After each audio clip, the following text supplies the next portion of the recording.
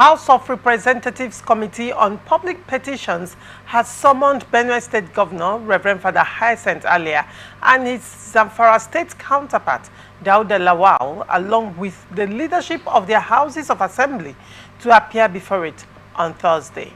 The governors and leadership of the legislature are to explain why the functions of their houses of assembly should not be taken over by the House of Representatives. This is sequel to a petition written by a civil rights organization, Guardians of Democracy and Rule of Law, which urged the House to take over the functions of the two houses of assembly. The head of media, Public Petitions Committee, Chuks Oko, who disclosed this in Abuja yesterday, said summons personally signed by the panel's chairman, Honorable Mike Etaba, noted that the invited parties were already aware of the facts of the case. Also is to ensure that the rule of law is upheld at all times. The parties have a wonderful opportunity to state their cases clearly so that Nigerians can know what is going on. Anarchy would never be given a space in our polity, Etaba stated.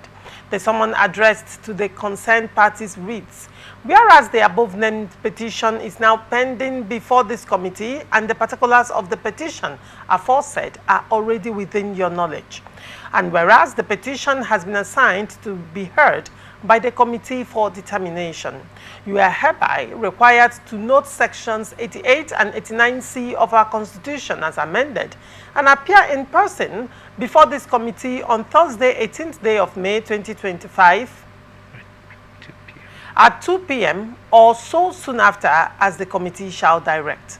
Venue, House of Representatives, Room 429, New Wing. You are to submit 1 soft and 10 hard copies of your brief on the matter, and further take notice that if you do not attend the hearing as required, the case may be heard or determined in your absence. What do you make of this story? Zamfara State, by the way, have parallel assembly, and now they are going ahead at, one is saying the budget has not been submitted, it should be submitted to them. Just almost similar to what is going on in River State, right? Yeah. Where what went on in River State? What happened in River State, where, in fact, they have 2 assemblies right now in Zamfara State. That's what's going on. And Benue State is also saddled with its legislative crisis as well. But then, what do you make of this development? I think from the little knowledge I have about what is going on in Benue State, because that's Zamfara, I'm yet to see who is pulling the strings in Zamfara State against Governor Dauda, because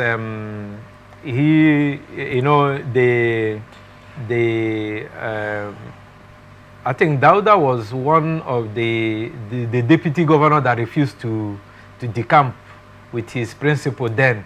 I think he was the deputy governor who now contested under PDP and won. So I don't know who is his godfather there, because those political fallouts is always there are always people behind the scene pulling the strings. So I am yet to know who can pull that type of string in Zamfara State that will, that will but you're well acquainted with Benue State, yeah? But Benue State, Benue State is the fallout we have known even before the Reverend Father came on. You remember that their primaries were conducted almost 3 times because of the interest that was shown before before that general elections in 2023. Because you had Barabas Gamadi, you had Soswan, you had the one who is I think the secretary to the federal government. So he has his men there, he has his boys, and he has been in daggers drawn with Father Alia, who is the governor. Father Alia have not been finding it so easy. So if Benue State House of Assembly is disloyal, some members are disloyal to him, leading to it being factionalized, I wouldn't be overly surprised, because I saw it coming that he might not have a smooth sail.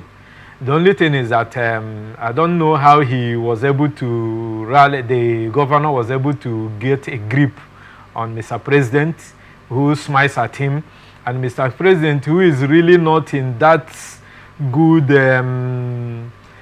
smooth sail with the secretary to the federation, because you know that those politicians, even if they are working together, they still have their differences. So there is a sharp divide, or the visible sign between the problem between the president and Soswan. You have we've not heard from him over time. You could also recall that there was a time I also made a statement here that Bajabia Miller has not been so overbearing all this time. I don't exactly know what is happening in the presidency. Bayo Nanoga has been holding swear. I don't know whether he's the chief cabal in the kitchen cabinet now, because how the name of the chief of staff is diminishing. You know, from what we hear every day from the presidency is baffling to me. And Mr. FCT minister has made a serious inroad into the heart of those in charge of the cabal. You know, then Soswan is nowhere to be found. The SSG. The SFG is nowhere to be found. So I will not remove the SFG from what is happening in Benue State. His hands and his legs are there. It has never been hidden. Yes. Of the his crisis in Benue State has not never been hidden, and its influence has in been Benue overbearing. State has, I wouldn't say overbearing. It's not an open secret. It's there. Yes. You cannot take away the influence of the SSG in Benue and State. his fallout with the governor. And his fallout, of course, his fallout with the governor as well. Yes. But then the angle I'm looking at is, I would say, this move by the House of Reps. One would say it's proactive to some extent, considering that, you know, the House of Reps went mute in River State crisis and did not do anything. Probably, like I said, when I was talking about Delta State APC and the defection registration stuff, I said that it's possible that politicians are learning from the crisis in River State. And that also includes the National Assembly, who suddenly have woken up to their legitimate and legislative responsibility by summoning to actually know what is going on before similar things that happened in River State that snowballed into state of emergency continues in other states. Because, I mean, Zamfara State parallel assembly started after River State started as well. And you recall in Lagos State with Obasa and Miranda, it happened. But for the timely intervention, you know. So when you look at all these things, there appears to be, it's as if the state houses of assembly are becoming more confident to do certain things. And now the House of Representatives, you know, being proactive in this matter, one would say is commendable, but I hope they are able to actually nip it in the bud and call not take over the legislature, but being able to resolve this crisis. Okay, and bring the two warring parties to... being able to resolve this crisis. And it will be in the interest of the state too, to move that forward. That is why both the state governors and the leaders of the houses of assemblies have been summoned, right? And one would say, to a large extent, if the National Assembly can be this proactive in a lot of things. But Laurentia, I think my final submission to it is that being that proactive is, we are now seeing that what happened in River State, people were quick to take sides. But in those other states, people are talking out, people are speaking out. People are taking sides as well. People are taking sides, but there is also a conscience. An organization that serves the conscience of the people somewhere that have written to the National Assembly. National Assembly will not just come in. Okay. They will not just come in. But in River State, we didn't see it. People, we are so blinded to our factions in River State that we can muzzle. Yes, we can muzzle the other person out. We can out muzzle. We can do it ourselves. That is what landed us to where it has handed us in Rivers State. But if you're saying on this state, like what happened in Lagos State, you see how quickly Mr. President came as the father of the bill, which I told you we lack in Rivers State. And one would have thought that Ugochinyere, who was very vocal, would have actually moved the motion. Calling the attention of the House. Yes. To intervene. Even when they were ratifying the state of emergency, they also forgot that they should institute a committee to oversee the legislative affairs in Rivers State to make sure that the Solar Administrator did not go overboard. But what caught the attention is when the Mr. Solar Administrator started calling for a budget.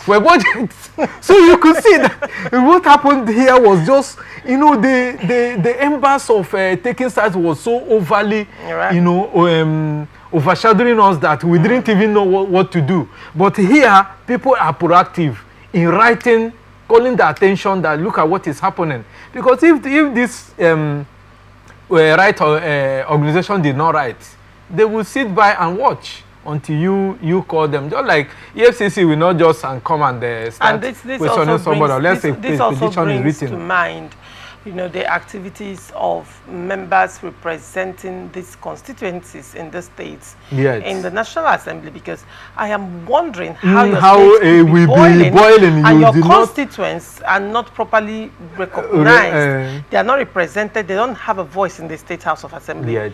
And you are overly confident. And you have, is it that they do not understand the powers they wield as National Assembly members, representatives of their people, and what their responsibilities are towards their people? Because why did it have to take a civil organization to write to the House of Reps for the House of Reps to now seek intervention, to summon these people, to form a committee to summon these people, when there are members representing these constituencies in these states in the House of Assembly? Hello, Laurentia, you know, this calls to mind our electoral process, especially the internal democracy within the political parties that throws up those candidates to the people to elect.